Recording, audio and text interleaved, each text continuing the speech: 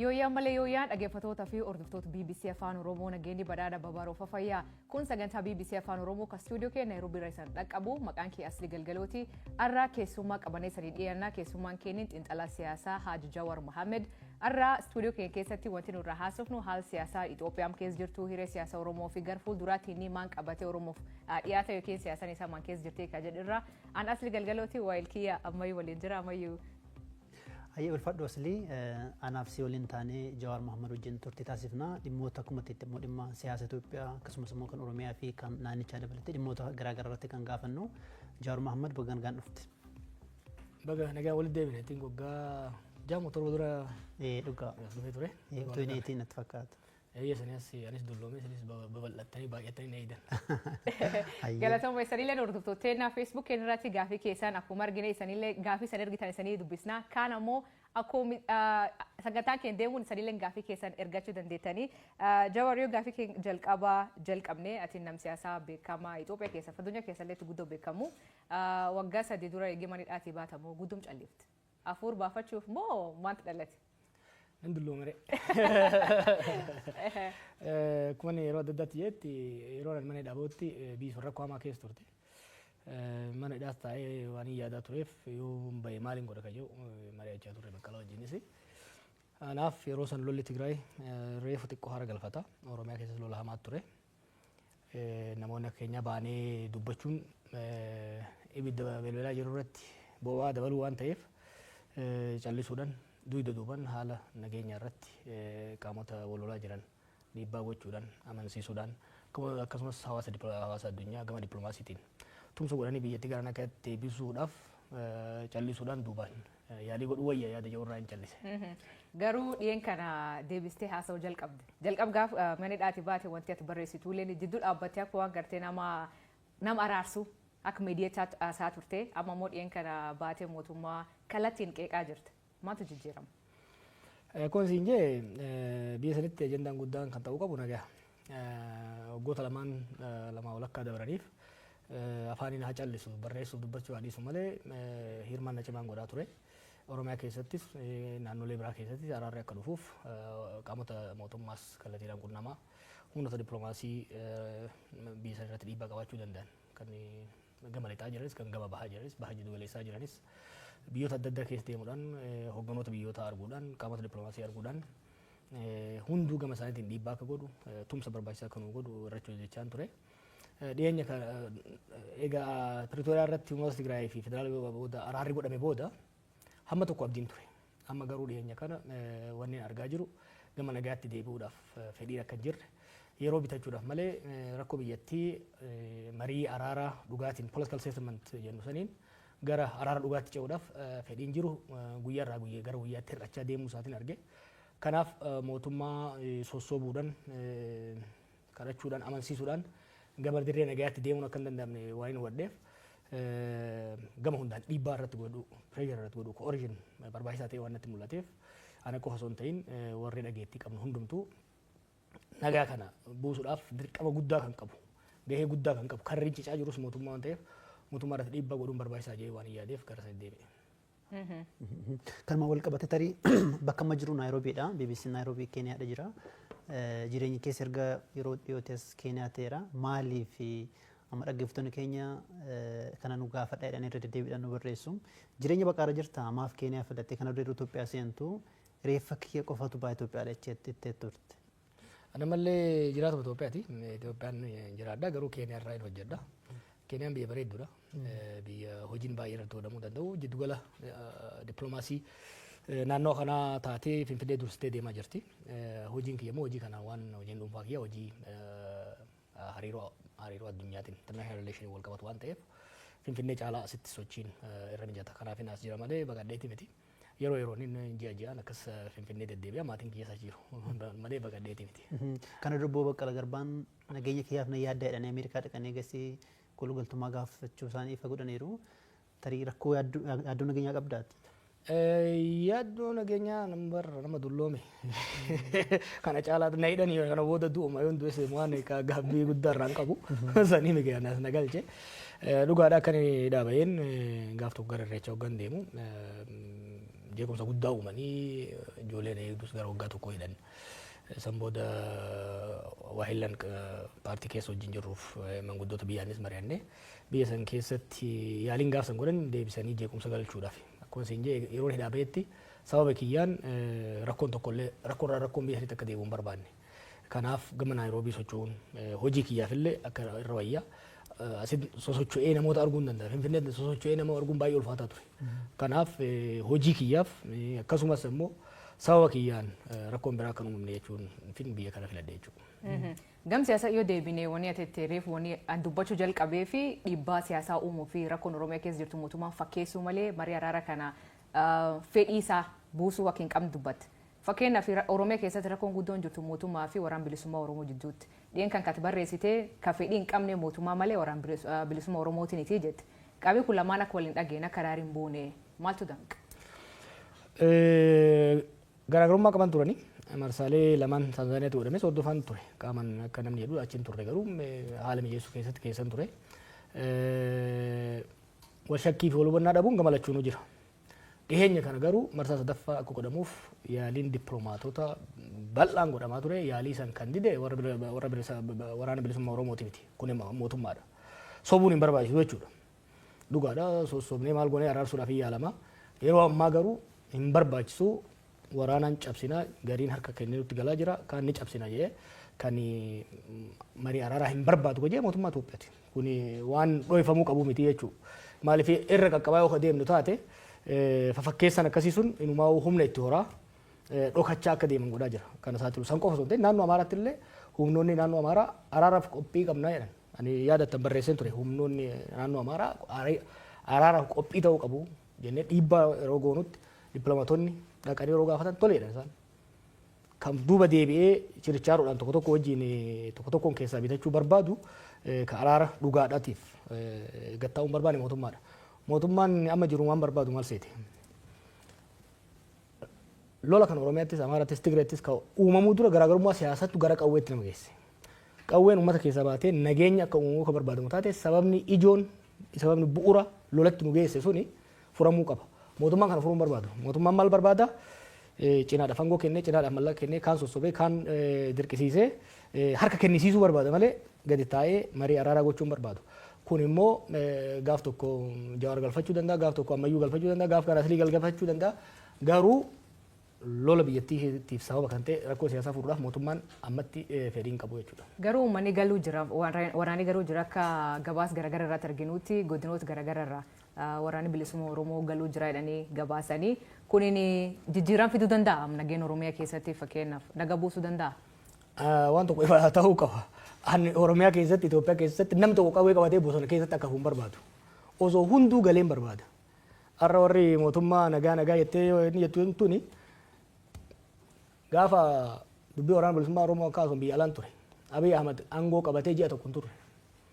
Gaafa marrooni waraana qabatee Eertiraarraa naannoo Wallaggaa galu ijoollee 30 qofa isa bira jira. Gaafa Abiy aangoo qabatu jechuudha. Gaafa sanirraa kaanee yeroo waannu maal jechaa turan? Torban lamatti daaraa goona jedhan. Yeroo 20 torban lamatti daaraa goona jedhanitti duula godhan. Akka waan ibiddaatitti bal'ataa Oromiyaa wal ga'ee jechuudha. Maaliif amma wanni amma galchaa jiran kun bu'aa buusuu hin danda'u maaf hin jedhe. Ani godheera bara. 2019 ammayyuu hin beekan interviina godhaa ture yeroo sanitti. 2019 waraana marroo jala jure keessa walakkaa ol galchine. Gaafsanis daba mootummaatiin akkasumas shakkii warri adda bilisummaa Oromoo qabuun waraanni hammi tokko hafe waraanni sun dacha babal'atee Oromiyaa seenee jechuudha. Waraana cinaan irraa muranii galchuun kuni yeroodhaaf olola torban tokkootiif faayidaa qabaachuu danda'a malee yoo har'a namni 500 gale rakkoon siyaasaa dhiibbaan siyaasaa dargaggeessa kana bosona galche sun yoo furamin har'a 500 yoo gale borumuu 50 bosona galaa jira jechuudha. Nam 100 maqaa waraana bilisummaa Oromootiin Oromiyaa keessa jira bara 100,000 dargaggeessa kana kan dhiibee galche siyaasa marrooti miti. Waan marroon ideoloojii addaa qabaateef miti. Ajjecha hidhaa dhiibbaa bulchiinsi Oromiyaatiif federaala mootummaa Itoophiyaa irraan gahutu dargaggeessa kana bosona galche. Dargaggeessi kuni bosona akka galu kabiraan immoo deebi'ee akka hin seenne yoo barbaadamu taate rakkoo siyaasaa jalqabuma lola seesisan furuun dirqama ta'a. Akkuma jette duraanatilee yaalti barkum 2019 gaafa sammuu bu'an buufne warri deebi'ee deebi'ee bosonaa deebi'e kan hin hidhamanii kan hin ajjeefamanii gabaas jedhutu jira. Kaammaa kanaaf ka gaafas maaltu ati godha warra galuu jiruu fi ka gaafas gale. I think Einstein na fakkaate. Waan wal fakkaatu irra deebi'anii tolchanii bu'aa addaa eeguun maraatuudha jedhan. Barsan yaalii goone hin taane. Ammallee wal dhibbee ijoollee jidduu jiruun saba adda addaatiin ijoolleen galaa jirti. Gaariidha kun. Ani kun barreessetti ijoolleen amma galan kun dura wal lolaniiti. Murnoota adda bayan. Murnoota adda bayanii Oromiyaa keessatti lola godhanii nama keenyas rakkisuurra ofiifillee dhiiga ol dhiisuurra galuun isaanii waan gaarii jeesin amana. Garuu rakkoo Oromiyaa keessa lola Oromiyaa keessaa kanaaf furmaata ta'uu hin danda'u. Rakkoo kana kan uume wal dhibdee adda bilisummaa Oromootii fi OPDO yookiin immoo OPP jedhan jidduutti uumame tokko. Lammaffaa murtii Abiy Ahmad abbaa irree ta'uudhaaf jecha dirree siyaasaa biyyattii dhiphiseetu kanatti nu fidee jechuudha. Kanaaf dirree siyaasaa bal'isuu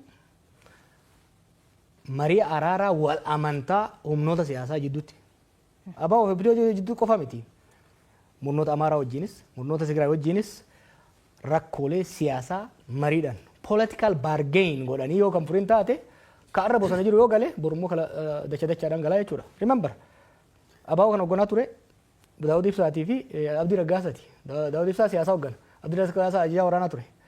Isaan Finfinnee galan warri shakkite ijoolleen hammi tokko bosona galte jechuudha. Har'a osoo marroonuu galee Oromiyaa keessatti nageenyi bu'uu hin danda'u hamma wal dhibdeen siyaasaa bosona nama galchisuun adda furmaatan argatanitti. Jawar wal dhibdeen siyaasaa kun ni dhiifama ammayyuu akkamiin furamuu danda'a fakkeenyaaf gaaf biyyaa galtanii wanni ijaartanii turtanii baqaan isaa gaaddis hooggansa Oromoo jettanii ijaartan paartiilee biyya bulchurraa paartiilee mormituurraa jaarsolee ijaartanii walitti fiddan kaayyoon isaa maal ture maafi baay'ee fi galmaan ga'uu dadhabe kaayyoo baay'eef maaf galmaan ga'uu dadhabe. Maaltu jira fakkaate akka nuti yaada turree fi akka itti abiifaa yaada turan gargar ture.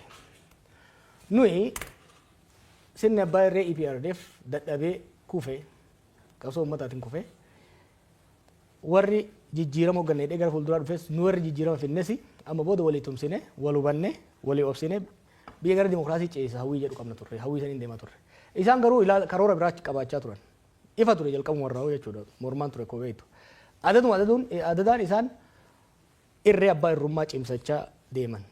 Nummoo yaalii irree isaanii san hamma tokko dhiibbaa irra goonee daandii baaburaa gara dimokiraasii geessuurraa akka hin baaneef shaakalaa turre jechuudha. Deemnee ka yaalle sunis wanni hin ta'iniif maali nu gaman harkifne isaan gaman harkisanii gaaddisnillee bifa saniin laamsha'uu danda'e. Kanaaf rakkoon kana ture. Asirratti xiyyeeffatamaa waa dabaluudhaa fi warri mootummaa maal jedhu akkuma nuti dhufnee aangoo qabanneeni mormii mataan isaa ta'u gargaarsa biraatiin isaa ta'u paartiilee mormituu waggoota dheeraa falmaa waan turree fi amma carraan keenya aangoo nuti dabarsituu qabdu jedhanii aangoo irratti hodhabneedha. Kanatti paartiilee mormituu irra deddeebiidhaan qeequ. Maal deebiin kee? Aangoo nuti wayyaan irraa fuudhee harka isaan kaa'e. Osoo barbaanne aangoo maal argatu? Dhugaa yoo dubbannu taate jiru Daawud jira Leencoo jira yoo barbaade Abiy waggaa 10 isaa bulchu. Garuu tokko gaafiin uummataa akka deebi'u. Lammaffaa sirna demokraatawaa sabaaf sablammoota biyya sanii haqa isaanii bifa walqixxummaadhaan kabachiisuu danda'u fiduu qaba. Yaaliin hanga ammaatti murnoota adda addaatiin aangoo irra qabataniin sirna abbaa irree tursiisuudhaan yaalame biyyattii laaffisa. Hariiroo hawaasa biyyattii sanii addaan fageessa jeeqaa waan deemeef bara amma aangoon Oromoo harka seenee jedhamu kanatti a better model, a better vision biyya saniif qabaachuu qabna yaada jedhuun jechuudha. Warra gaafsa isaan gargaaree dhiisi warri isaan irraa shakkii qabaachaa ture. Daawud Faanis ta'e warri biraatis aangoo isaanii hin barbaanne soba kun. Yeroo sanitti aangoo mootummaa kanaa osoo barbaadame hin argatan jechuudha. I was the principal natu murteesse hunda isaanii caala. It was me.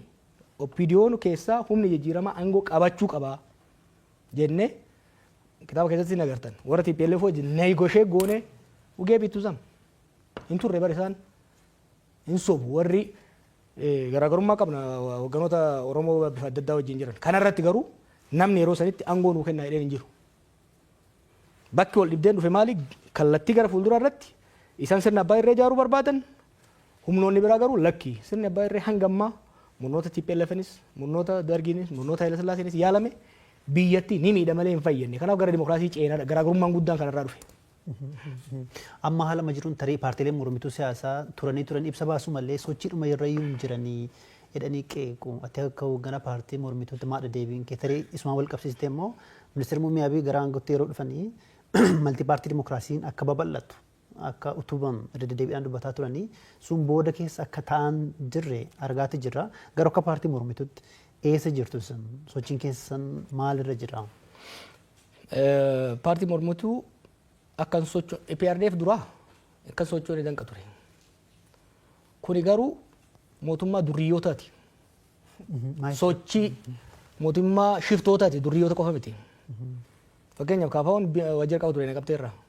Hoogganaa achi ibsan fuudhanii achi buutee isaa dhabamsiisan. Warri abaa'oo guutummattuu wajjira isaanii hin qaban. Kanaaf sirna akkasiisan keessatti sochii paartiitiin godhe jechuun lubbuu namaatiin taphachuudha. Kanaaf kaafaawwan gaafa kaafaawwan ta'e fudhatu taate caasaa cimaa qaba lafa jalaan ifatti waajjira banee akka sochoosuu ga'ee taate lubbuu ilma namaati irratti murteessuudha. Kun warra battee ajjeesedha.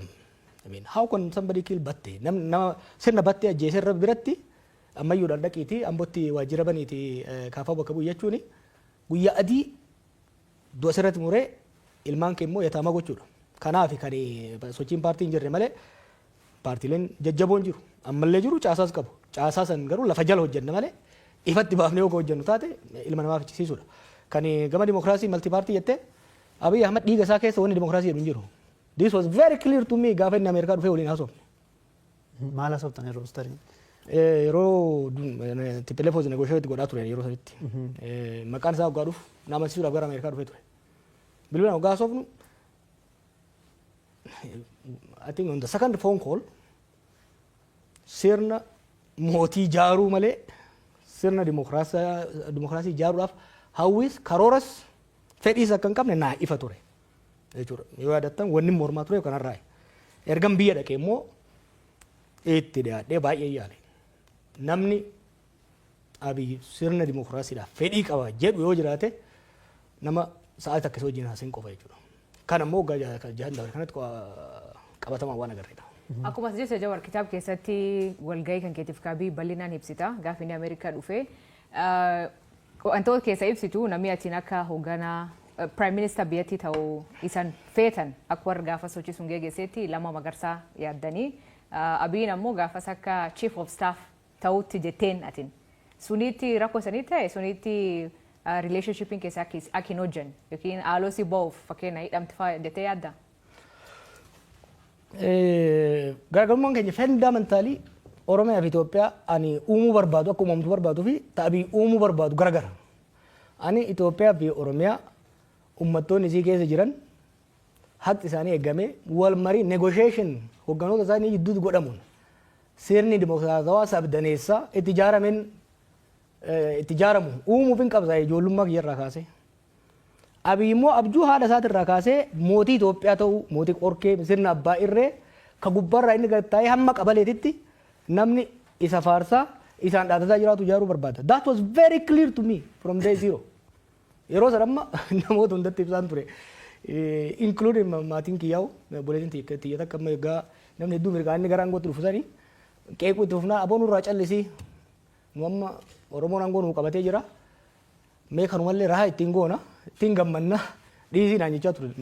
It was very clear. Garaagarummaan keenya kanarraa ka'eeti kan dhufu hidhamuunis ta'e wal diddaan hunduu kan dhufu fundamentally wal view society nuti uumuu barbaannu garaagarummaa waan qabuuf. Tarii amma gaaffii duratti kaasirratti waa'ee ministeera muummee waa dubbatteetta. Erga bitti galtee booda immoo mootummaa kana kursii jalatti eeguu qabna bilisoomne irras jechaas turte. Tarii sama duratti jettee hojii waliin faallessu. Maaltu teessitti fakkaate? Kophaan ta'e yeroo mormu san uummanni mormitoonni manguddoonni dhufanii waajjiratti nuu ta'eera wayyaanummaan haa deemtu malee Oromoo haa ta'u malee abbaan fedhe aangoo qabatu na cinqan. Ufii shakkii beekta.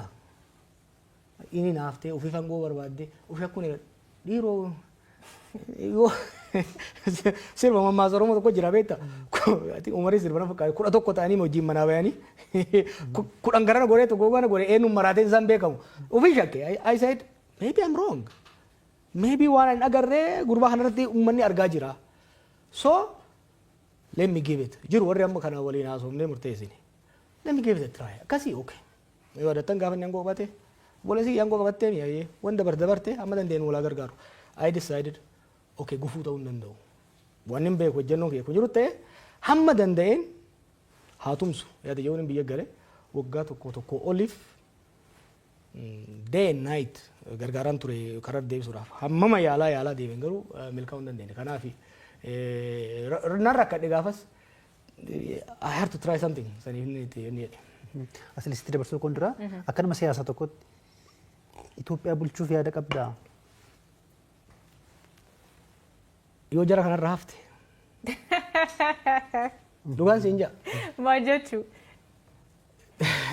Anaalojii makiinaan jiru tokko jira beektaa? Akka jarri kun amma itti deemuun yoo rabbi nu gargaare malee biyyi tuni biyya turtuu biyya hiddisii gaffagaattuu taate beektaa uummanni biyya sanii garaarsi nyaata. Uummata miskiina beektaa ummata fayyaalessa wallahi ummata nagayaati beektaa.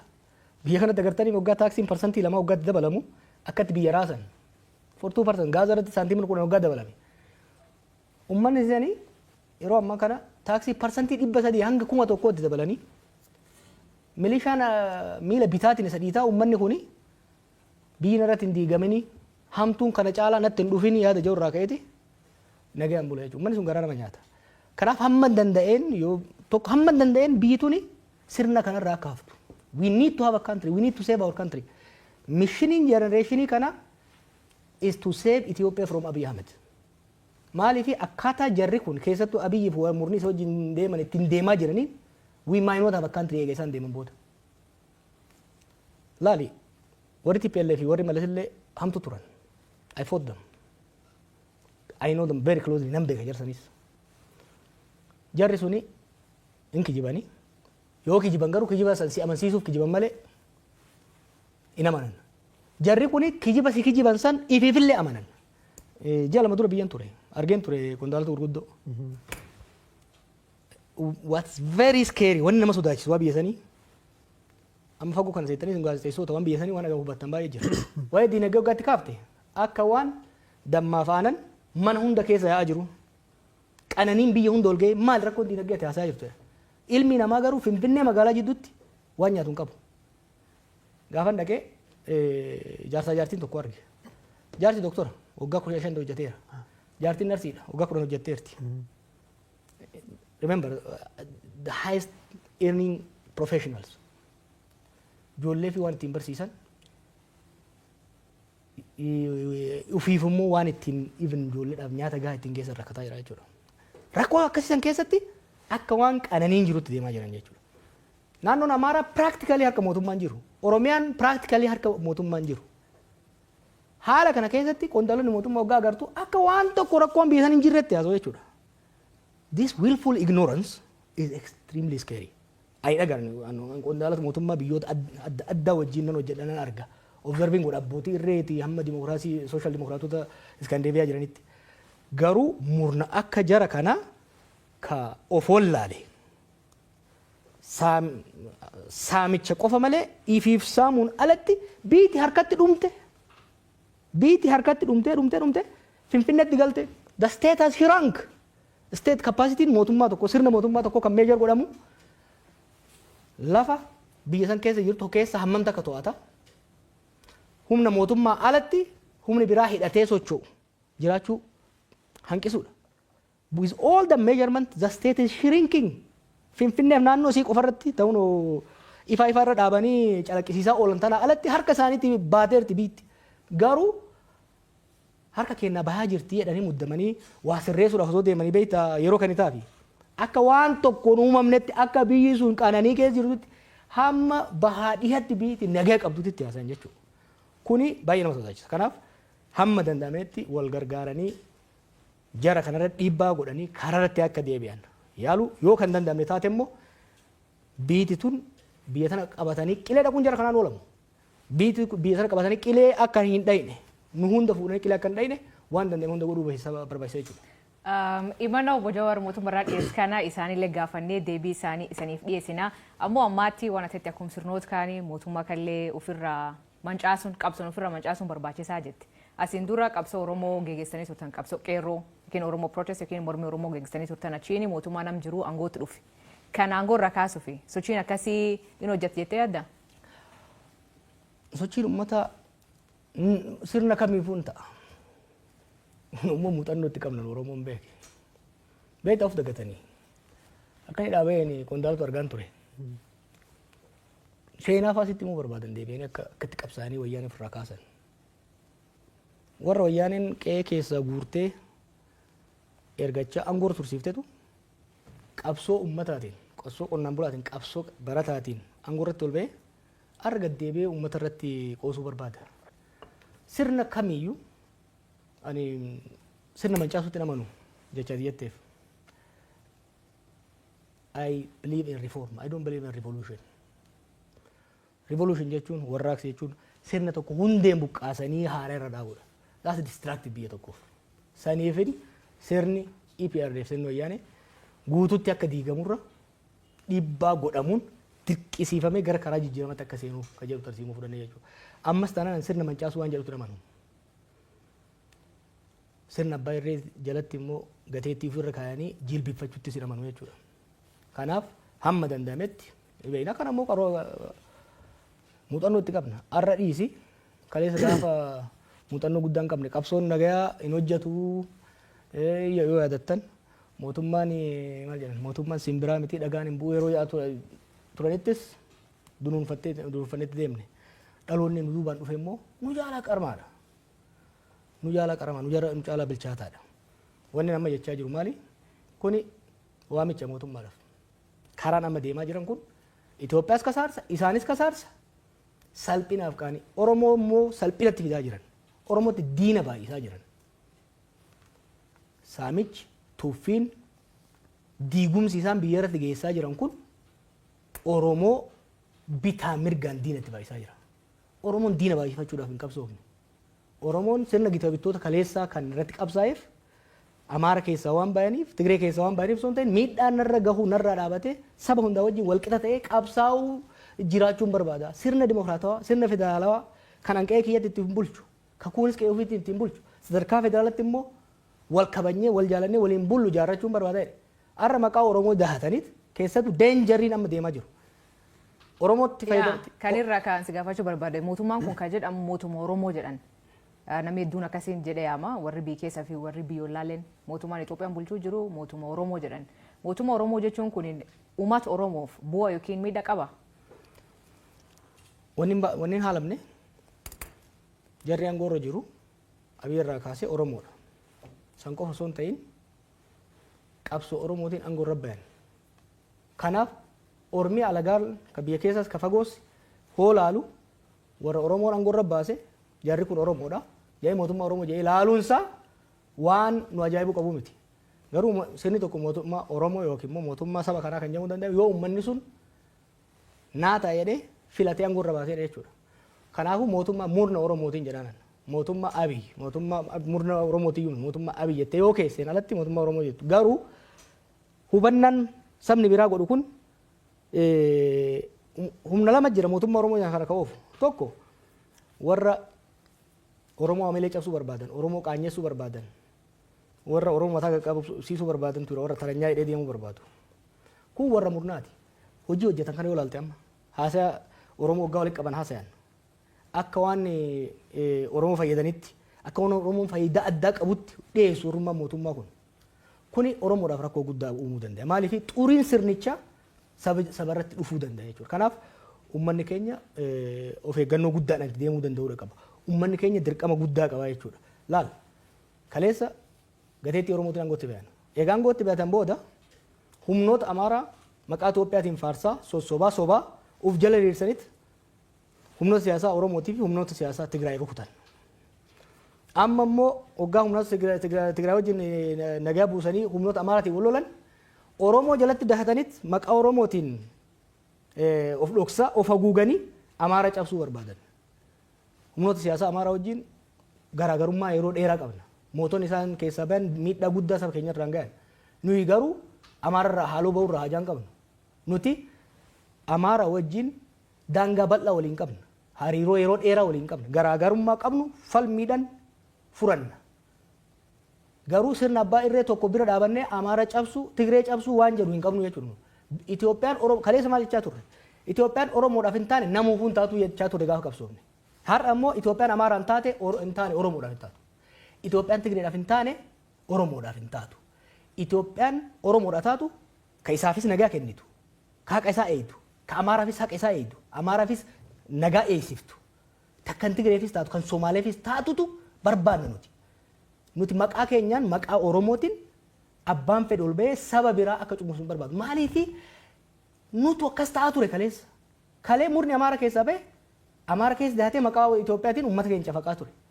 Waggoota 27 murni Tigraay keessaa ba'e maqaa Tigraayin saba keenya cafaqaa ture.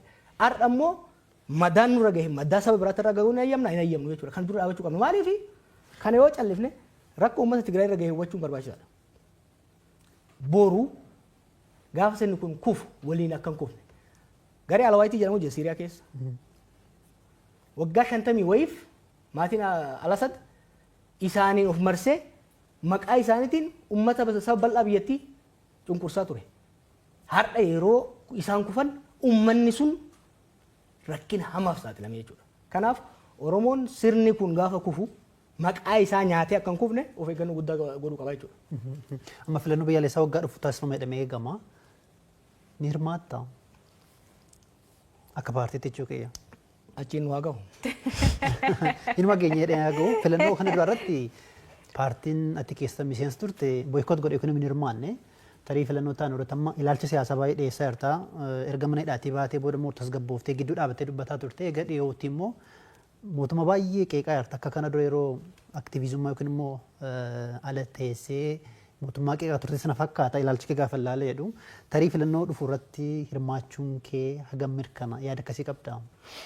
Kun si jee achiin nu haa gahu maaliif si jee si fakkaate. Haala qabataa amma Itoophiyaa keessa jiruun filannoo godhuu hin danda'amu. Dachiin biyyattii parsantii 70 ol harka to'annaa mootummaa jala hin jiru jechuudha. Filannoo gaggeessuu hin danda'u. Xaa'oo bara mootummaan fidee riphee loltoota uummata araabsaa. Torban dabre kan naannoo Amaaraa keessa konkolaataan takka socho'an turre. You cannot have an election where the state does not have a control over the physical space. Waan kana bara waan amma sitti mukana I was telling them goota lamaan dabre kana haa callisu malee miidiyaarraa qondaalota kan waraanaas kan siviilis you are losing it biyyittii isin harkatti shunqultee harka ganaa keessanitti. Abiy Ahmed Shimallisi Adaanechii fi namichi Amaaraa suni they are co-mayors of Addis Ababa. Addis Ababa qofa waliin bulchan Finfinnee qofa waliin bulchaa jiran beeki. The rest of the country is not in their control. Haala akkasii keessatti waa'ee filannoo dubbachuun rakkisaadha. Maaliif filannoon tokko legitimacy qabaachuu kan danda'u yoo xiqqaate constituency bakka namni irraa filamu 2/3 keessatti filannoon gaggeeffamuu danda'uu qaba jechuudha. Haala ammaatiin parsantii 30 keessattuu filannoo gaggeessuu hin danda'amu. Oromiyaa fi Amaara keessatti particularly increasingly South keessattis jechuudha. Kanaaf priority Itoophiyaa ammatti filannoo miti. Ana waa'ee filannoo kaasaa ture waa'ee dimokiraasii waa'ee kan advocate godhaa ture miti. Maal jedha Oromoo gama maaku mataa jirutti sabbata maran. Yookiin maal jettan warri Booranaa ka maran kan ruufa maranii. Ruufa maran. Yoo mataan hin jirre ruufa maran. Itoophiyaa mootummaan harka hin qabne keessatti filannoo gaggeessuun hin danda'amu. So first thing first we need to restore peace.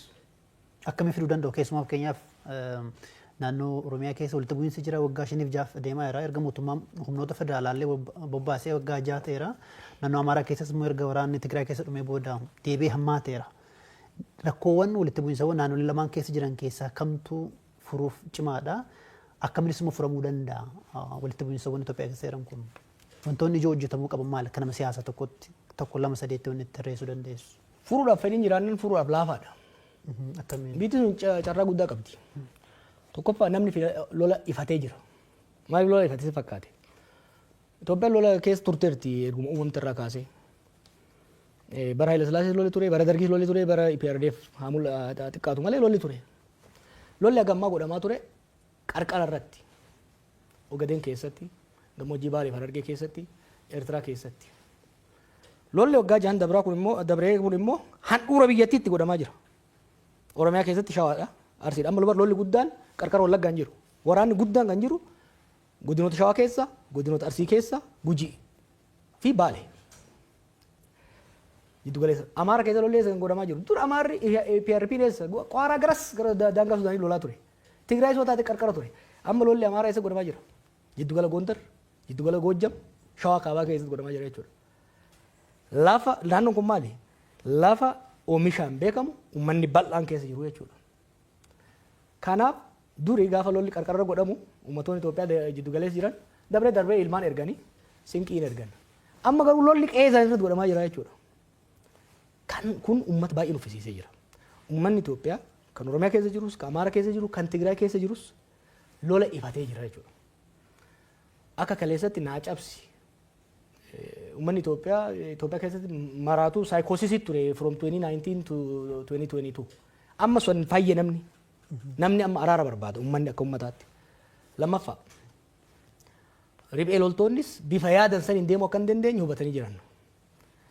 Kabiraa hawaasni addunyaa biyyoonni ollaa keenyas ture ta'e kan fagoo jiran biiti tun addaan faca'uu heddii jedhanii sodaa guddaa keessa hin jiran waan jiraniif bifa danda'ame hundaan tumsa nuu gochuudhaaf araarri akka dhufu tumsa nuu gochuudhaaf qophiidha.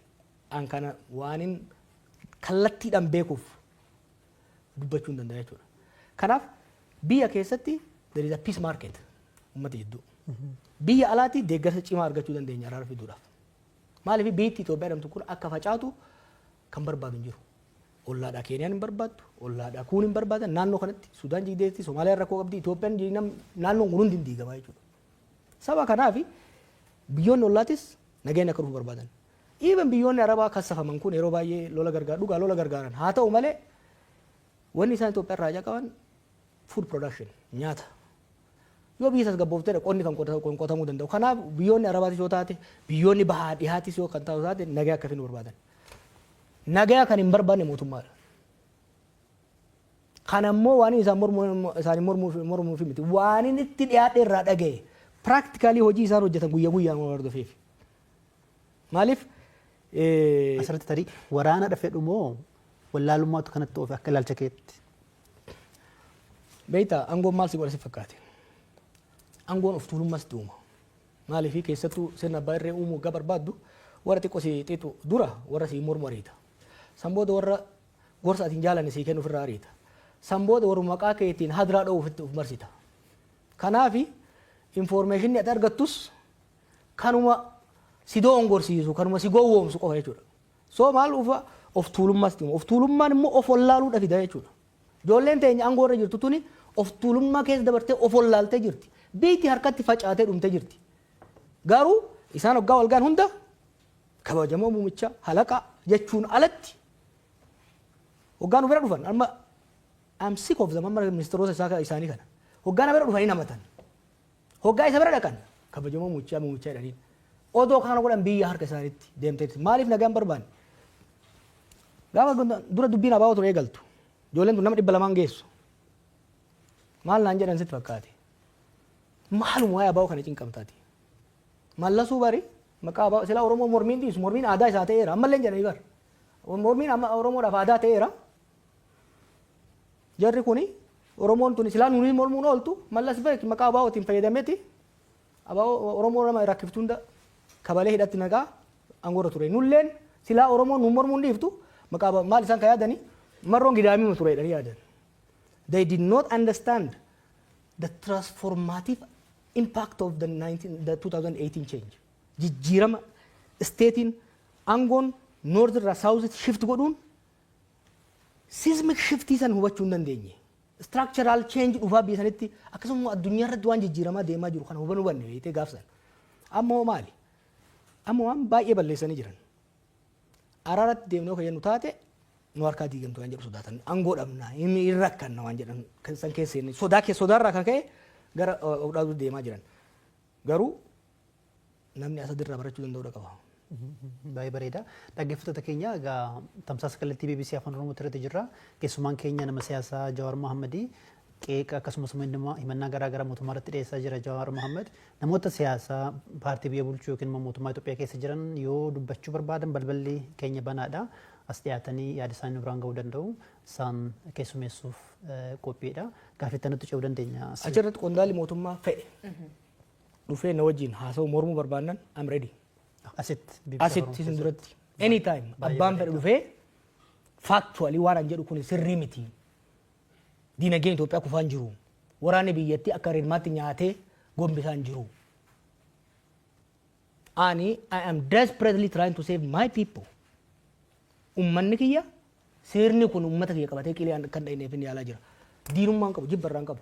Abbaan fedhe dhufnaan sibira taa'ee waliin haasa'uudhaan qophiidha. Baay'ee bareeda. Kaanini isanii guddum califtan warri hayyooti siyaasaa warri baratee warri paartii mormitootaa namni hedduun itti quufna fakkaata akka biyyattiin itti bulfamaa jirtu garuu abdiin uummanni qabu amma marii biyyaalessaa kan in harkifatte guddoo turte amma immoo itti fuuftee jirti. Ati akka Jawariitti mariin biyyaalessaa kun maal milkeessa jettee yaadda? Rakkanne callifne bar ijoollee. Hin rakkanne bar.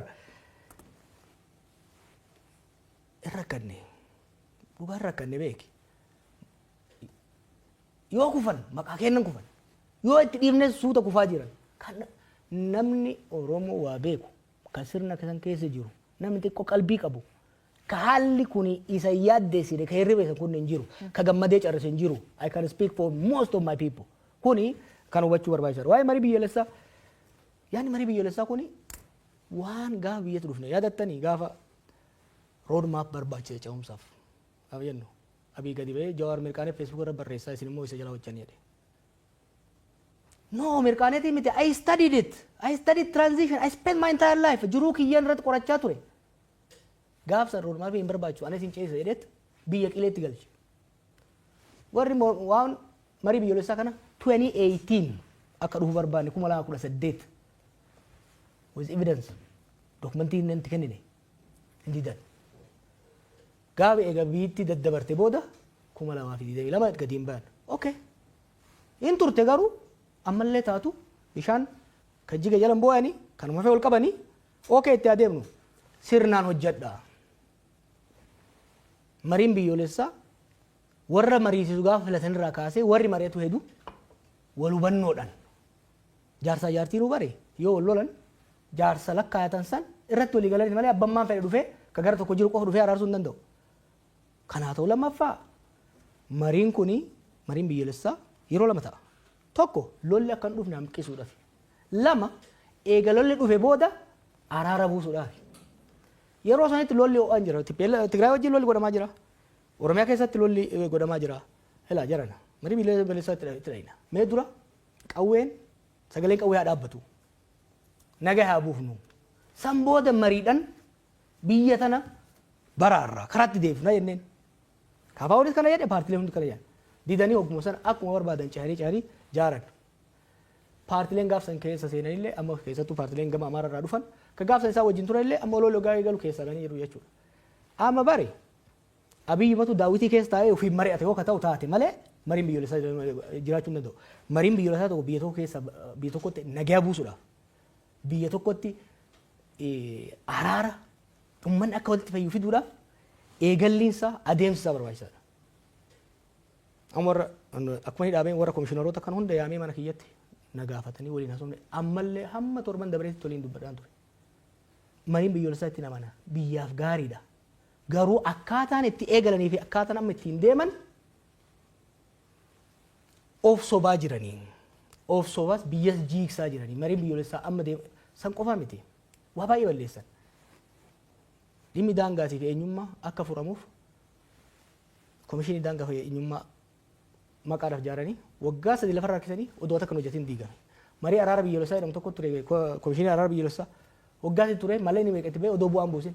Komishiniin kun amma jiru kunillee waan takka qofa godhee deema. Sirna jiru sirna pirezidantii godha. Abiyyiin pirezidantii ta'a. Mootii ta'a. Haguma kana very short sighted. This is not Oromo don't deserve this. Ethiopia don't deserve this kind of leadership. Nuti ummata guddaadha bar. Ummata gadaatu fi jenna bar. Biyya keenyaaf sabaaf sablammii biyya keenya jiruuf waan gaarii dabarsuu qabna malee soba ummata dabarsine saalfiif salphina ummata keenya dabarsuu hin qabnu jechuudha. nama uumat beta yoo isan uumat keessaniif obaatanii Itoophiyaa guutuuf bahuu dandeettan. Garuu an fakkeenyaaf kitaaba kan keessatti waan ati uummanni tokko rooroo fi cuqursa jala bahuu fi waliin qabsaa'uu barbaachisaa jetti. Garuu amma uummata Oromoo keessatti wal qoodinsi guddaa jira. Uummata keessatti paartiilee siyaasaa keessatti hoggansa keessatti wal qoodinsi akka malee mul'ata. Isan akka uummataatti akka warra Oromoon of duraan laaltutti. Oromoon isantu jijjiir fidaa itti isan laalti mitire isanuu waliin dhageettan walii galuu dadhabdan wal shakkii jira. Akka malee hoggansa Oromoo jidduutti kun maaf uumama? Uummanni Oromoo uummata qoqqoodamaa miti. Gaafa biyya alaa bahu waan akkanaa ture. Just hoggan abaaboo jidduutti garaagarummaan waan tureef Oromoontu waliin galtu waliin taatu no. Naannoo kanatti uummanni akka Oromoo bilchina siyaasaa qabu. Hubannaa siyaasaa qabu hin jiru. Hin callisa malee. Osoo Oromoon kun tokkummaa qabaachuu baate ka'ee warra taankii baankii harkaa qabu paartii sirna cimaa Afrikaa keessatti tokkoffaa jedhame ka waggaa 50 bubbeen fedhan sochoosu jedhu waggaa 4 keessa firfirseen jilbiifachiisu ture. Warri Oromoon tokkummaan qabu jedhu warra Oromoon beeyne jechuudha. I know my people. Uummanni Oromoo tokkummaa qaba. Namoonni siyaasaa hoo? Har'a garuu uummanni Oromoo dirqama ofii qofa osoo hin ta'in dirqama sirna kana jijjiiree sirreessee karatti deebisee Itoophiyaaf saboota ishillee baraaruudhaan qaba jechuudha. Hoggansa keessas yoo kan taate hoggansa keessa garaagarummaan lama qofa jira Oromoo keessa. Warra sirna abbaa irree jala hiriirree biyya saamnaa jedhee Oromoo fi Itoophiyaa salphisaa jiruu fi warra sirna san diduu jidduudha garaagarummaan jiru. Bulchiinsa ministeera muummee Abiy bulchiinsa abbaa irree jettee ibsite amma akkasii ilaalchi akkasii. Abbaa irree laamshoftu anokrasii. Anokrasii jechuun sirni abbaa irree tokko cimaa yoo ta'e autokrasii kan jennuuni dikteetarri jira gubbarra hamma gadiititti to'annaa cibaa cunqursee uummata kan bulchu ka olaantummaan sirna sanii jiru kan nageenya gamma dhumaatti jiru mormitoonni caccabanii daaromanii the state olaantummaan total monopoly over means of violence kan qabdu sirna abbaa irree autokrasii jechuun jennaan jechuudha. Anokrasii tana sirna abbaa irree yartuun jedhan maaliifi qaama lafaa biyyattii san keessaa kan to'annoo sirnichaa jiru baay'ee xiqqaadha. Diinagdeen baay'ee laamshaadha. Humna lakkoofsaan kan mootummaatii ol ta'etu bosona keessa taa'ee falma. Yeroo har'aatitti mootummaa Itoophiyaa naannoo Amaaraa keessatti magaalota muraasaa alatti harka isaan jiran. Oromiyaa keessatti karaa gurguddaan alatti harka isaa keessa jiran. This is two sides of the country. Sirna akkasiitiin sirna abbaa irree ta'uu fedhu malee ta'uu fedhee guutamuu fi diddee karatti rarra'ee hafedha jechuudha. Duratti ripheeltoonnis akka isaan yaadan hin taanee fi jettee dubbattee turte ammatti immoo lakkoofsi hidhattoota bosona jiranii kan mootummaa yoo hin caaleette tarii mootummaa yaaddessuu danda'u akka mootummaan ibsutti ministeera muummee Abiy torbanuma lama dura otuma waggaa 1000 yoo nu lolanii immoo hin dandeenyedhanii dubbatanii turanii akka ilaalcha keetti lolanii mootummaa to'achuu hin danda'ama Itoophiyaa keessatti. Mormitoonni akka isaan yaadan kana hin jedhu uummanni hin deeggaru ripheeltoota. Uummanni ifateera lola. Uummanni Oromiyaas kan Amaaraas kan Tigraayis lola ifateera. Ripheeltoonni kun uummata keessa jiru. Dhahannaa onnee uummataa kana ni beekan. Kanaaf hin sinjaa akka deemaa jiru. San qofa osoo hin ta'in sirni ripheelolaa adeemsi ripheelolaa durii fi insurgensiin amma adda adda dur nama muraasatu yuunivarsiitii keessaa ta'uu bakka tokko ka'ee niikulasiidhaan san booda ripheelolaa jaara. Amma sochii uummataatu gara fincilaatti jijjiirame ripheeloltoonni bifa wal ta'iniin decentralized bifa ta'een autonomous ta'anii deemu jechuudha. Kanaaf akka fedhan sanitti deemuudhaaf isaan rakkisa. Haa ta'u immoo ripheeloltoonni bakka hundatti waan baay'ataniif sirna mootummaa yeeyyii beekta bineensa yeeyyii jedhamu. Yeeyyiin amma arba mataa isiitti homaan gootu takkitti. Waan baay'attee bakka hundaa nyaattuuf guyyaa lamas yoo itti fixtu lafa waan dhoofti. Sochiin ripheelolaa kun amma Finfinnee uumaan sodaachisu ammaaf. Garuu Finfinneen sammuudha jennu sammuu arbichaa yookiin onnee arbichaa ta'a jennu. Garuu immoo bakka hundaa sochiin godhamu kuni sochii qonnaa, sochii daldalaa, caasaa bulchiinsaa laaffisee laamshisaa deemaa jira. Diinagdee kuffisaa deemaa jira. Diinagdeen Itoophiyaa almost kuffee lafa jira amma. Faalaan mootummaan ittuu diinagdeen Itoophiyaa biyyootuma baha Afrikaa kanuma Keeniyaa akka caale GDPdhaanis yoo ilaalle gara doolaara biliyoona 200 akka caalee kan ibsaa jiru deddeebiidhaan badhaadhinni akka jiru ibsaa jira mootummaan tarii dubbiin kee faallaa kanaati. Anas namanii nabiyyi namanii warra keessanii bilbili gaafadhu. Ask your family. Warra keessaniin jireenyi isinii hooyyofte moo kan baadiyyaa jirus kan magaalaa jirus. Dinagdeen Itoophiyaa akka isaan jedhee ta'uu guddataa jiraate. Barsiisaan, haakim, qonnaan bulaan, daldalaan jireenyi isaa kan bara waggaa 6 duraarra fooyya'aa deemuu danda'ami. Namanuu baanaan gaafadhu maatii kee. Don't go too far. Hiriyoota wajjin baratti gaafadhu. Haala waliigalaa dinagdee biyyattiiti moo jireenya lammiilee biyyattiiti amma kan amma dubbataa jiru? Yoo bultii qabaatte hin beeku mindaan kee yoo dabale qabsiin jaartiin tee bitattuu wayyaa. Manni barnootaa ijoolleen teenyaan ijoolleen teenyaattu hin fooyyaa. Kopheen isaan diratan hin fooyyaa. Akkasii miti. Mindaan kee galii biyyoolessaati.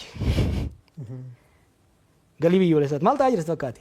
Dinagdee maaltu laaffise? Dinagdeen har'aa miti. Erga mallas du'e irraa kan abii qofa ittiin bileem gochuu hin ta'u.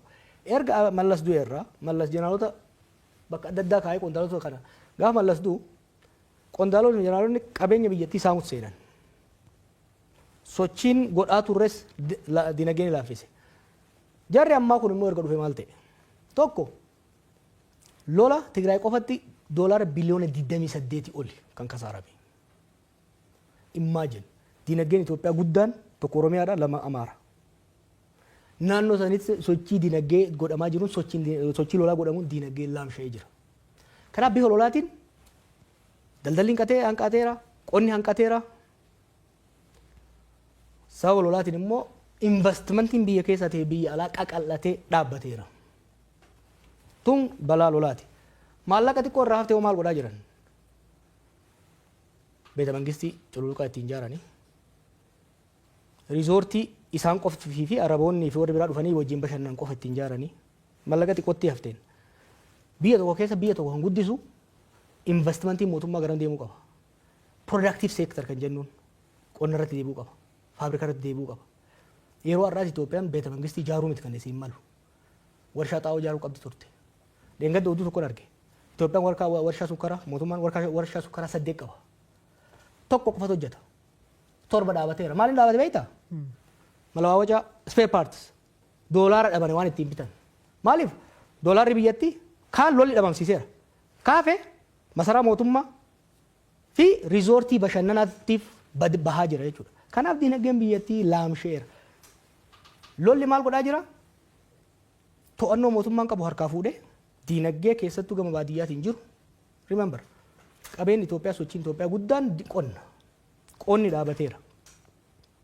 Kanaaf maali ayyaana waggaa irratti I think waajjira Adaanitti baasee fakkaata. Shunkurtii Tanzaaniyaa irraa fidan. Imagine Itoophiyaa maaliif shunkurtiin Itoophiyaa Tanzaaniyaa dhufa beektaa? Naannoo maqii kana naannoo laga Awaash kana ka shunkurtiin maaliin kuduraa fi fuduraan irraa dhufu. Sababa lolli naannoo san jiruun dhaabateera jechuudha. Kanaaf maal godhaa jira? Lolli kun maal godhaa jira? Biyyattii nyaatee lafaan dheera. Asad maal ta'e? Waggaa 14 irraa lolli eegale 19 irraa. Riphee loltoota hin laaffise. Garuu riphee loltoonni bakka jiran itti oofufan. Dinagdeen biyyattiin laaffate. Waraanni biyyattii ni laamshee. Gaafa warri alaa gargaaru sun biraa deemu waraanni biyyattii keessi isaa horoqee dinagdeen biyyattii horoqee waan tureef torbanta keessatti jijjigee jechuudha. Ka Itoophiyaas carraan kanarraa addan ta'u yoo saffisaan wal dhageenya kanatti ka deemnu taate malee. Rakkoon biraa ka biyyattii keessa jirtu amma fakkeenyaaf rakkoo nageenya jirti, dinagdeen jirti. Ammoo wanni uummataa tamaan tana dhukkubsamuu ta'uu jiru nan butanii maallaqa gaafachuu. Kuniin maal akeekatilee barreessitee turte? Ka butu beektaa lachuu. Amma beektaa biisanitti humni qawwee reefka mootummaa caala kan hin siin jiru ka officially mootummaan bobbaasu. Qondaalonni mootummaallee beektaa waraana ofii qabanii ka biyyattiin saaman kan daldalaa qabanii ittiin saaman ka barre riphee lolaanii seera didee bosona galeemi. Qaamni mootummaallee nama saama riphee lolaallee nama saama. Uummanni rakkoo guddaa sheer godhan immoo maallaqa sirraa fuudhan kan baankiin walii dabarsan qaamni mootummaa keessa jira jechuudha. Amma deengadda iyyinee ka dhaabsinu fakkeenyaaf kan biraa hafetti waraana si galchine fuudhanii waraana raafuu yoo barbaadde 100,000, 120,000, 130,000 jechuudha. Maaliif sababa sirni wanni amma reefu isin jedhu sun sirni mootummaa the state has become so weak hedduu waan laamshooftee jirtuuf sirni mootummaa kabiraa dhiisii caasaan mootummaatu to'annoo mootummaatii ala bahee saamicha irratti yakka irratti bobba'aa jira jechuudha. Kun immoo uummanni akka abdii kutatu uummanni akka dallansuu hamaa keessa galu isa godhee jira. Kanuma wal qabsiisee kallattiidhaan tamsaasa BBC Afaan Oromoo caqasaa jirtu keessumaan keenya Jawar Mohammadidha. Kitaaba haaraa barreessee guyyaa boruu eebbisiisa. Garuu dhimmoota siyaasaa naannoo Oromiyaa san Itoophiyaas kan nutti kaasaa jirru himannawwan garaagaraa qeeqa garaagaraa aangawoota mootummaa akkasumas immoo qondaalota paartii biyya bulchuu irratti dhiyeessaatti jira Jawaarii. Akkanuma siyaasatti kun waanuma eegamu yoo deebii kennuu barbaadan yookiin immoo dhimma kanarratti yoo BBCtti dhiyaatanii dubbachuu barbaadan kan keenya banaadha. Namoonni siyaasaa keessumaa kan paartii biyya bulchuu keessa jiranii Jawaar daldala keessa jira. Maaliin jiraatta galiin kee maali? Hojiin qaba garuu yoon daldalee maal rakkoonsa? Namni siyaasaa hattuu ta'uu qaba jechuudha. Maali yeroo hedduun dhagaa waan akkanaa kana namni siyaasaa yoo hojjete yoo dalagate maal rakkoonsa? Ani dalagachuu hin danda'u moo? Fayyaa shaniin qaba. Beekumsa barnootaan qaba. Yoon hojjetadhe maali? Yoon daldale maali nama rakkoonsa? Inumaatu rakkoon biyya san keessa jiru namni hannaaf siyaasatti seena. Of danda'een hojjetu. Kanaaf ani osoon daldalee osoon itti beekee daldalee ittiin gammadaan. Daldalan keessa hin jiru garuu hojii gaarii qaba. Hojii sanan hojjedha. Yoommoo rabbi naa qajeelchee carraan daldalaa dhufte immoo sirrittiin daldalaa kun waan haalamuu qabu miti. Akkuma jette qeeqa irra deebiidhaan dhiyaatuudhaa fi gama kaaniin hariiroon dhaaba kaafaa waliin qabdu keessumaa ammatti hoogganaa taanaa paartii Koongireesii Federaalaa Oromooti kan kaafaa'ooti. Hariiroon kee akkam fakkeenyaaf yeroo darbii adoolessa keessa yeroo isaan kola ta'anii bakka Baqqalaa Garbaa filatan fa'aa waan argamteen seeni wantoota gurguruu dhaabadhe aangawoota yookiin immoo qondaalota paartii sanaa irraas gaafa odeeffannee xiqqoo hariiroon keessan akka laaffate waan akeeku odeeffanne sirraa dhaga'uu feena. Akkami hariiroon kee? Hariiroon keenya jabaadha. Garuu biyya keessa waan hin jirreef walgahii idilee yeroo hunda godhamu hirmaachaa hin jiru. Sanii alatti garuu waan irraa eegamu godhaan jira. Hariiroon laaffee kan jedhullee sirrii miti hariiroo gaarii qabna. Hariiroon sun immoo gaafa barbaachisaa ta'etti gaafa hojiin hojjetamuu qabutti ni hojjenna. Kana dura an Oromoo farsi yookiin immoo dursa Oromoo fetteetti dhalabsitee egasii mormiinis jabaatee mootummaan haaraa saanguutti dhufee ati amma akkam ilaalchi Oromoo farsiitidha moo Itoophiyaa farsiitidha? Gaafasis maali ka dubbii kaase? Gaafasis namni Oromummaa isaatiin waan dhiibameef Oromoon beekamtoota kaseen Oromoo waan ta'e qofaaf himi. It's not a DNA question. Oromoon akka Oromootti waan cunqurfameef akka Oromootti qabsaa'e. Kan qabsaa'e garuu Itoophiyaa waan jibbeef saba biraa waan jibbeef miti. Roorroo ofirraa kaasuudhaaf jechuudha. Eenyummaa isaatiin dhiibamuun akka irraa dhaabbatuuf jechuudha. Kanaaf immoo har'a kan jechaa jirru maali? Roorroo kalee ofirraa kaafnee roorroo haalaa jira. Kan ammaa kan immoo kan hammeessu kalee gara tokkoon dhiibamaa turre. Har'a gama lamaan miidhamaa jira Oromoon. Gama tokkoon sirna ofii aangoorra baaseen ajjeefamaa saamamaa salphachaa jira. Gama biraan immoo saba murni kun Oromoo ta'e qofaaf badii inni saba biraa irratti hojjetuuf Oromoon immoo abaaramaa balaaleffatamaa jira jechuudha. Gama lamaan rakkataa miidhaa gama lamaa keessa jirra jechuudha. Kanaaf ilaalchi kiyya maali? Itoophiyaa Oromoofis saba biraafis haqa eegdee wal taasiftee walii tumsiiftee dimokiraatawaa taate jaaruu irratti fuulleffadhee hojjedha jechuudha. Gaaffiin namoonni hedduun amma karaa Feesbuukii nu gaafachaa jiranii jawaroonni san nu gaafatanii waa'ee du'a Caaluu irratti nu gaafadhaa jiran gaaffiin du'e sanillee gaafa suma hidhamtanii waan du'e sun irraa waan beektan qabdani. Akkuma beektu kan Hacaaluun ajjeefamee borumtaa isaan hidhame. Amma nu wadhu kitaaba keessatti barreessee jira. Odeeffannoon qabu kan ragaa ittiin qabne immoo barreessine. Du'a Hacaaluu ni qoratama. Har'as ta'uu baatu boru ni qoratama. Dhugaan immoo ni baha. Har'atti odeeffannoon ragaa qabatamaan hin jirre baasuun ragaa san dhoysuutti waan nama geessuuf waa baay'ee keessa yeroo adda addaan gaafatamaa seenuu barbaadu. Gaafa tokko garuu qaamni walabaa ta'e dhaabbatee waan ta'e tokko tokkoon akka deemu. Wanni ani beeku garuu erga gurbaan ajjeefame irraa kaasee qaamni mootummaa dhugaan akka hin baaneef dhodhoisaa hedduu godha akka ture ifa sammuu kitaaba keessa kaa'ee jira. Kan inni sorry ammayyuu ka bal'inaan gaafatamuu jiru waa'ee laptop kan kee kaa'atu obbo Lammaa Magarsaa kenniti. Eegi laptop itti kennite obbo Lammaallee dachuuma as buuteen isaa dhabamtee laptop kan keetii fi waan obbo Lammaan keessa jiru maal qabda? Bil laptop itu narra naftu. You see, we tried bar biasa sanitti wanni xiqqoo tokko yeroo tokko na aarsu maal akka ta'e beektaa? Yeroo san na sodaatu turan. Akkan biyyatti hin galle jaarsota irratti ergan. Dhufuu dura isaan achi dhufuu dura akkan biyyatti hin galle akkanaaf. Waan biyya dhufee aangoo irraa fudhatu itti fakkaatu ture. Akkan aangoo irraa isaanillee hin barbaanne. Akkan isaanii tumsuu heetu. Hubachiisuun qaba laaptooppii keessan kenne. I was disarming qabsoo qeerroo fillee symbolically kan hin barbaade qabsoofni as geenye amma jara aangoo irra dhufe kana jeequrra tasgabbii isaan dhabsiisurra mee yeroo kenninee fi hamma dandeenyetti kabnee qaqqabne qaawwa isaanii cuccufne haa deemnu symbolically sodaa naasuu yeroo san abiifaa keessa jiran keessa baasuufin bifa saniitti kenne. Haala lammaa odoo gaafattanii wayya fayyaa akka qabu nagaa akka qabu Awurooppaa akka jiru nan beeka dabaree wal quba qabna lammaan nama galaa taate Oromoodhaaf. Hin gaabbu kitaaba keessaa kan hin jiru tokko lammaa deeggaruu hojjetu hin gaabbu'an. He is a decent human being. Akka Oromoon barbaade dhumarra godhuu baatus sirna kana wajjin taa'ee Oromoo ajjeesuun sabaaf sablammiidhaan walitti naquun Oromoo qaaneessuu didduudhaan keessa ba'uu isaatiif I am proud of supporting him. Wanni hin gaabbu namni baay'ee maaliif hin gaabbu jedhan. Wanni hin gaabbine keessaa tokko gurbaasan. He is a good human being and he is a good Oromo, a good Ethiopian. Gaafa nama akkasitti deeggaru san ani akka namni jedhu lammaan beekuun ture. Dhugaa hariiroo hin qabnu turre. Yeroo takka lama waasofnedha. But I feel I'm a good judge of character. He's a decent human being.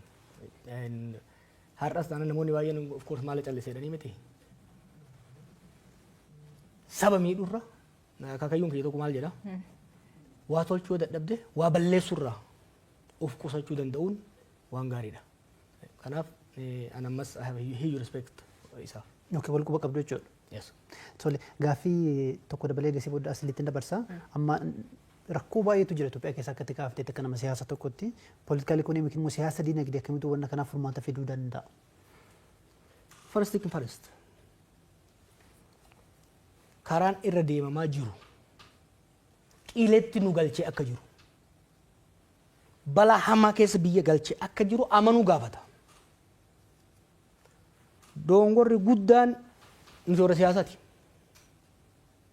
Ololli qaama siyaasaati. Siyaasa keessatti wanti hamaan ololli ofiitti amanuudha. Hoggansi siyaasaa tokko propagaandaa ofiitti amanuu eegallaani ofis biyyas kasaarsa. Ethiopia is not on the right path. It's on the path to disaster.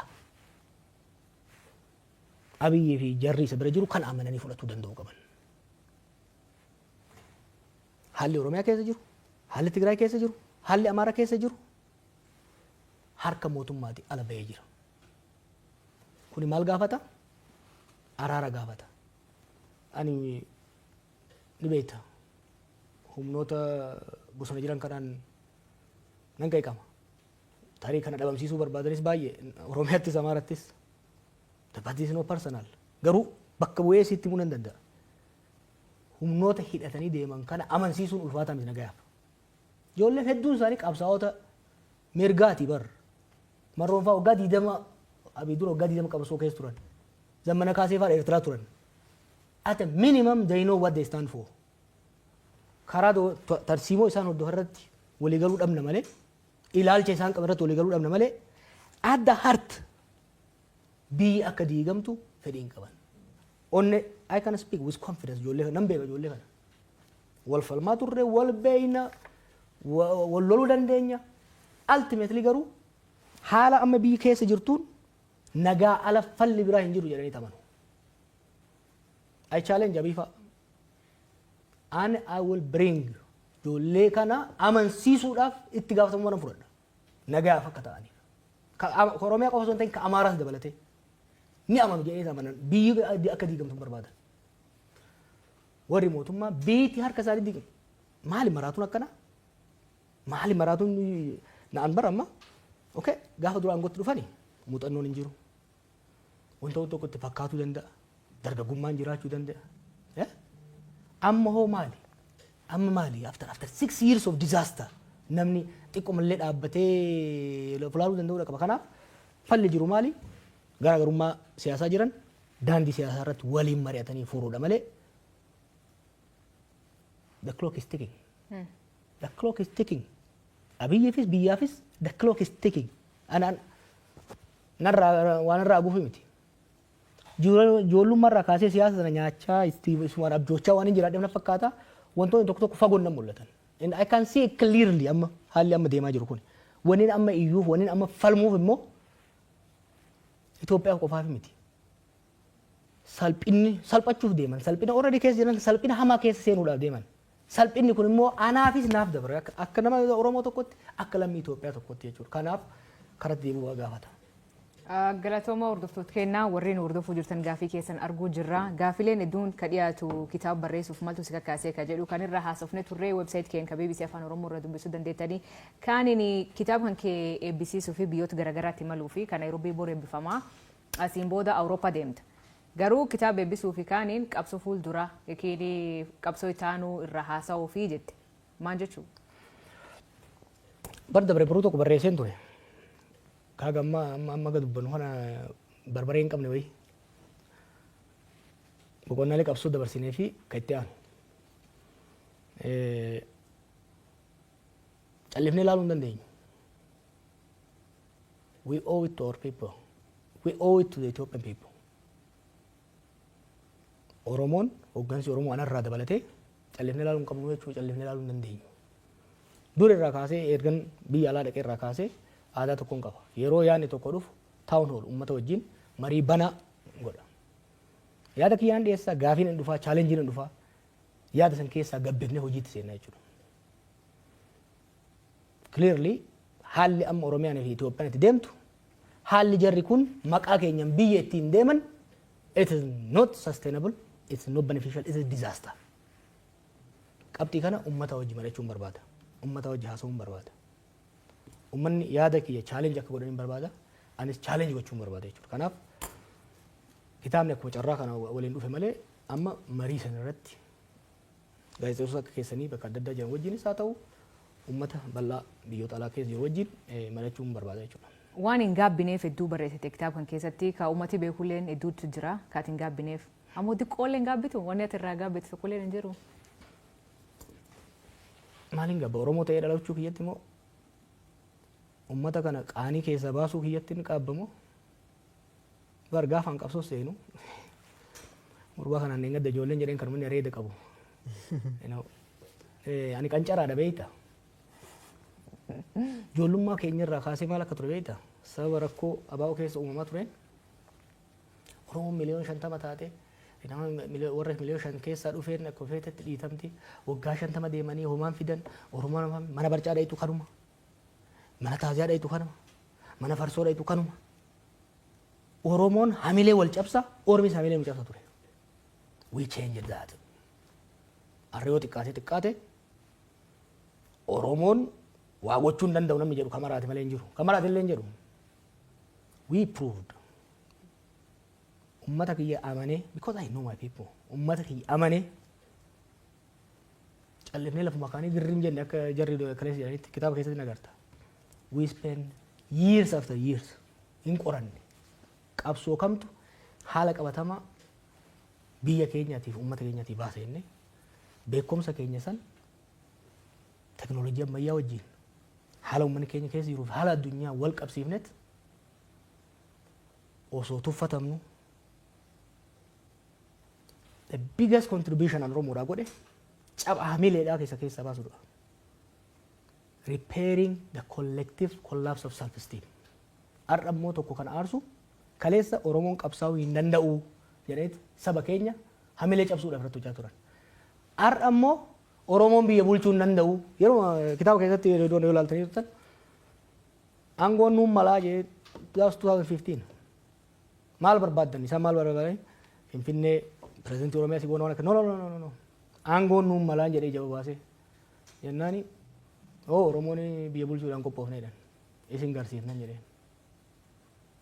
Biyya bulchuu hin danda'uudhaan Oromoon biyya dhiisii ol bulchuu hin danda'uudhaan back in the day. These guys proved that. Oromoon biyya bulchuu hin danda'u kan jedhu san dhiphinaan wallaalummaan of tuulammaadhaan ijoolleen tuni qaanii san Oromoo irratti fidan. Har'a Oromoon bakka jiruun hoggaa isaa miidiyaa irra bayan qeensa ofii keessatti dadhabamuu barbaada.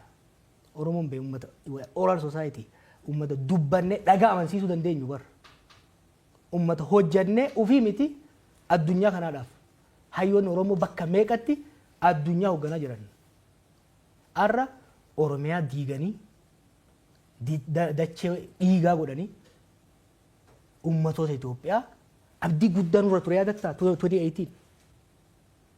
Kanaafi again I want to try one more time. Ummanni keenya hamileen isaa akka hin cabne. Ummanni hamileen isaa cabe bara baraan salphata. Hamilee ummata keenya eeguudha. Kanaaf dongoroon hojjedhe jira yaa. Baay'eedha. Bagan dongoroo hojjedhe immoo. I was young. I was energetic. Kottee baay'eedhaan jedhe. Bakka baay'een seene. But I delivered.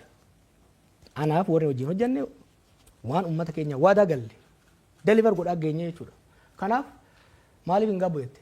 Akka hin gaabbu barbaadan ana qofaan hin beeke. I'm speaking on behalf of Oromos. Akka gaabbinu barbaadan. Hin gaabbinu wanni gaabbinuuf hin jiru.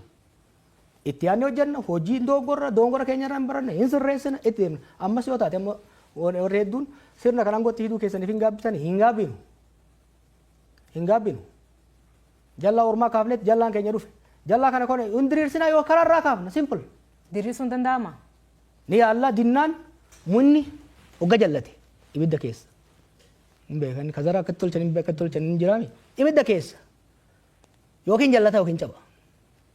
Jallatee garuu itti fufuu hin danda'u jechuudha. Dubbii karaa akka nu badheetti amma adeemsa kana dura deemaa turte deebistee yaaluudha barbaadda akkasii akka duula qeerroo kakaasanii qabsoo karaa nagaa gaggeessu wayii. Wanni akkasii hin jiru. You have to be adaptive. Warri hojjettu keessatti. Amma I just want conversation. Haasaan barbaada man. Haasaan barbaada. Bakka san hin geenye. Karaan qabsoo baay'ee jira. Karaa irra hin deddeebinu. Karaan tooftaan haaraa baay'ee jira. Modern era. Gaafan biyya alaa dhaqu. Generation faaltookii turre. Generation Facebook itamoo generation Twitteriiti. Maali TikTokiiti. As technology changes, society keessa waggaa jijjiiramu, strategy keessa waliin jijjiirama. An amma achillee hin jiru. Amma waa'ee qabsootu haasaan jiru, waa'ee sirna kana goonaa miti. We need to have a conversation akka Oromoo salphannee jirra. We have let down the Ethiopian people. Ummata Oromoo qofa osoo hin ta'in ummata Itoophiyaa, ummata gaanfa Afrikaa we have let them down. Liability taaneera. Ummata guddaadha nu. Baay'inaanis teessuma lafaatinis Somaaleen nurraa abdii qaba. Dhayin lola isaan wajjin seenna. Har'a mootummaan Abiy Oromoon hin lola, Amaaraan hin lola, Tigreen hin lola, Eertiraan hin lola, Somaaleen hin lola. No. Oromoon ummata kana hunda wal taasisee wal hin dhaga'ee naannoo gaanfa Afrikaa kana seenaa jeequmsaa, seenaa lolaa keessaa baasee tasgabbeessee hiyyummaa bara baraan ummanni naannoo kanaa ittiin beekamu keessaa baasee jaaruuf kan danda'u Oromoodha. Maaliif risoorsiidha qabna, dhugaa qabna, lafa bal'aa qabna, aadaa qabna, gadaa qabna. Kanaaf wanni nu barbaadnu what I want this conversation amma. Kan boodatti dhufna. Ammatti wanni an barbaadu warra mootummaatis qeeydhaan dhiyeessu come on kana caalaa callifnee kufaatii kana caalaa salphina kana caalaa keessa seenuu hin qabnu. I am calling for conversation. Mootummaa wajjinis warri mootummaa ola jirus haasa'uu qabna amma. Gadi baanee dhugaa walitti himnee haasa'uu qabnadha. Ayyee tamsaasa kallattii BBC Afaan Oromoo gama Facebookiidhaan hordofaa jirtu dhaggeeffattoota keenya keessumaan keenya Jowar Mohammad kitaaba haaraa hin gaabbu jedhee guyyaa boruu eebbisiisa guyyaa kamisaa jechuudha Keeniyaa Naayiroobii keessatti isa booda immoo gara biyyoota Awuroopaas ni imala dhimmoota hedduu kaafne dhimma siyaasaa Itoophiyaa keessaa qeeqawwan jajjabaa himannaawwan jajjabaa mootummaa akkasumas immoo paartii biyya bulchuu irratti dhiyeesseera. Isarratti jarri mootummaa deebii kennuu yoo qophii ta'an balballi keenya banaadha. Gara xumuraa tarii dhimma gaanfa Afrikaa kana kaasteetta. Amma Itoophiyaan keessumaa bulchiinsi ministeera muummee Abiy Ahmed waa'ee ulaa galaanaa Somaalilaand wajjin walii galee waggaa tokko muddama hamaatu ture. Inumaa lolattiyyuu seenuu danda'u Somaaliyaa fi Itoophiyaan jedhamee sodaatamaa ture. Dhiyoo kana immoo Turkiitti ijaarsummaa Turkiin waliigaltee irra gahameera. Gaanfa Afrikaatti dhagahamtummaan yookiin dhiibbaan Itoophiyaa laafaa jira akkasitti hubatta kanama siyaasaatti karaa ittiin ulaa galaanaa argatanoo maal ta'uu qaba? Hariiroon gahee Itoophiyaan gaanfa Afrikaa qabdu laafaa osoo hin ta'in hin jiru du'eera. Diplomaasiin Itoophiyaa du'eera. There is no diplomacy. Itoophiyaan anchor state turte. Ethiopia used to be an exporter of security. Zamana Mallasis, Sandro Sote, keessattuu zamana Mallas, fi zamana Haile Sillaasees. Har'a garuu Ethiopia is seen as an exporter of insecurity, source of instability itti ilaalamte. Sirni amma jiru kun biyyoota ollaa kana hunda wajjin sadarkaa walaa caalu malee wal lola keessa jira. Laaffachuun biyya tokko anchor state exporter of security ka godhu dura keessa isaatti tasgabbii yoo qabaate. Ollaa wajjin immoo wal hubannaa irraa kan jiru taate anchor state jedhamee ilaalama. Amma garuu keessatti wal nyaata, keessatti biyya diigaa lola keessa jira, ollaadhaan immoo lolaa jira. Waa'ee ulaa galaanaa, Itoophiyaan ulaa galaanaa ni barbaachisa? Yes. Itoophiyaan ulaa galaanaa kan daldalaa qofa osoo hin ta'in neevii illee qabaachuu qabna. Maaliif? Qabaachuun keenya garuu Itoophiyaa qofaaf miti.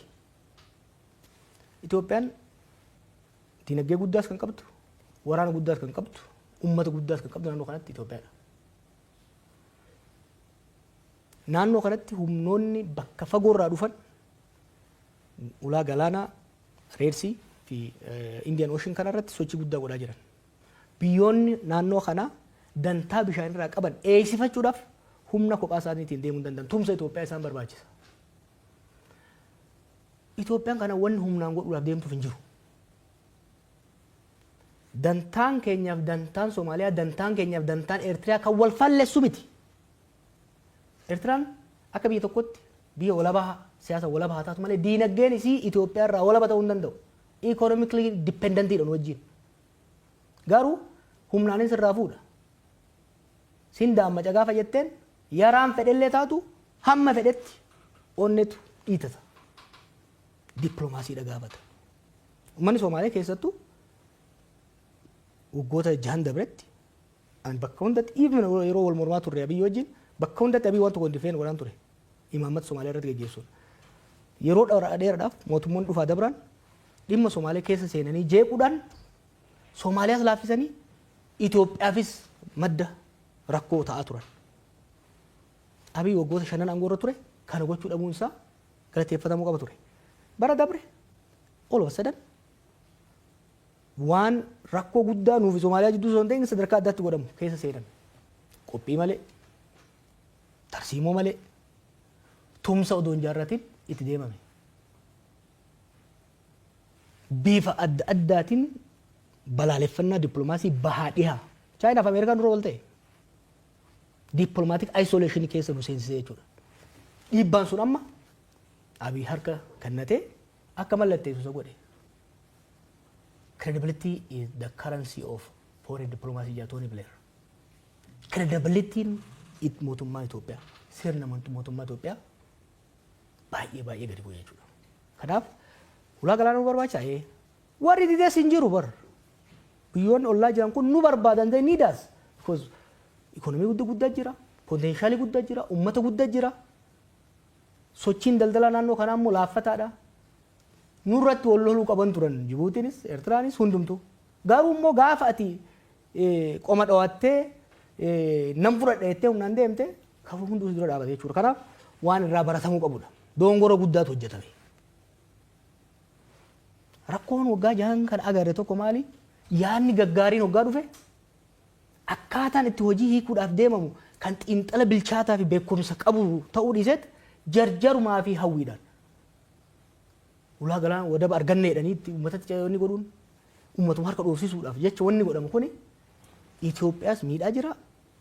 Hoggansa maqaa hoggansa biyya saniitis baay'ee miidhaa jira. Galatoomiyam sagantaan keenya gara xumuraa deemuu jira. Saatiin sii kennaa kiyyaad gabaabaa dabarfachuu dandeettu kaameraan kee kan uummataan haasawuu barbaadde.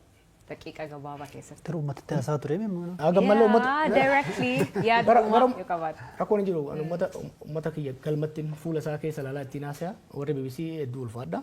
Akkuma reefu jee an yaadan dura kaayaa jira yeroo barbaadetti qaamni barbaade dibeet barbaannan I'm fully charged and ready. Great. Galatoomatillee yeroo kan kee fudhateen waliin haasa'uu keetii fi baay'ee galatooma. Galatooma isaaniis hordoftoota BBC Afaan Oromoo kuniin sagantaa keenyaa ka stuudiyoo keenya BBC stuudiyoo Naayiroobii irraa isin dhaqqabu maqaan kee Aslii Galgalooti. Aga yeroo biraatti baay'ee galatooma keessumaa keenyarraa Haji Jowar Mohammad ture. Haji Jowar xiinxalaa siyaasaa Itoophiyaa keessatti baay'ee beekamoo fi haala siyaasaa Oromiyaan am keessa jirtuu fi Itoophiyaan keessa jirtuu fi gara fuulduraatti maal hojjechuu akka yaadannoof ibsee ture. Isanillee nu hordofuu keessaniif yaada keessanii nu dhiyeessuu keessaniif baay'ee ulfaadha. Am maqaan kee Aslii Galgalooti. Haji itti naa dabalte galatoometis. Guddaa galatooma. Ayyee.